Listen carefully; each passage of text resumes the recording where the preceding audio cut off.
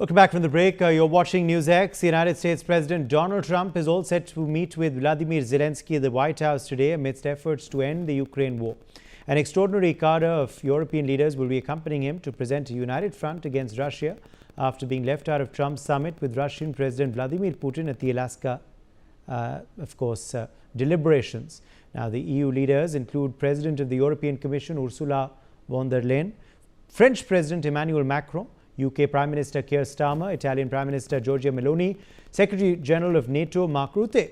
But ahead of this meeting, Trump has put the onus on Zelensky, vehemently insisting that he can end the war with Russia immediately if he wants to.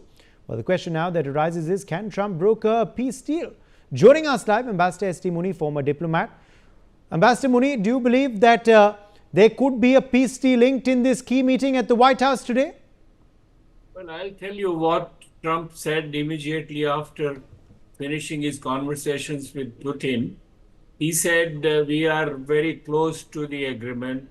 Then he said, I have to go to Washington and make some telephone calls to the European leaders and to the Ukraine President Zelensky. And I think this is his agenda. He probably would lean very heavily. And he has carried back with him Putin's argument that peace was vitiated by the European leaders by their prevailing and provoking Zelensky to continue the war because they have already had a peace agreement which was later on not agreed upon.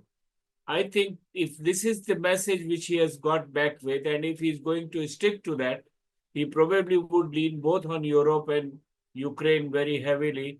And we may take this as an initiative of a dialogue, because the actual peace has to come after discussions directly between Ukraine and Russia. And much depends upon how much of the conditions which Putin has put on are acceptable to the European leaders and Ukraine.